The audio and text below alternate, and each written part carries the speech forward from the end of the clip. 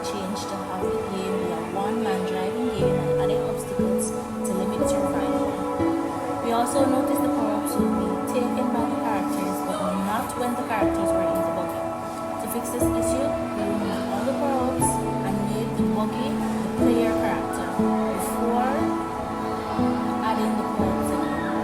After removing the character that would be driving the buggy was able to pick up the power-ups. However, the game set a time limit in which you would lose if you had not completed the course. The time limit was impossible, and as such the characters were added again and the time limit automatically disappeared. Within the process, there was limited behavior coding that was done. The starting and finish lines received behavior codings to know where the game would begin and end.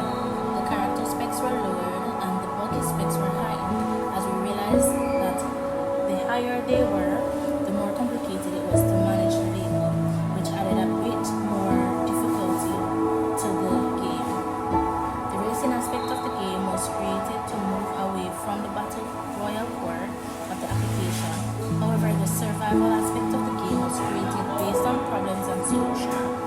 There was a problem, and to fix that problem, we worked in a solution that gave us a whole new idea for a game. The game was like the experience of racing on the countryside, trying not to fall over from the narrow road vertically. The added obstacle and danger of the lava gives a feeling of danger. What makes the game interesting is the thrill of survival. The foggy atmosphere added that blindness, and the sliperiness of the buggy gives you that on-the-edge feeling.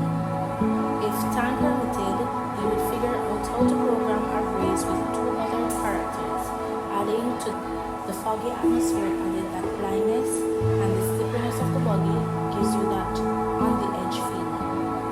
If time permitted, we would figure out how to program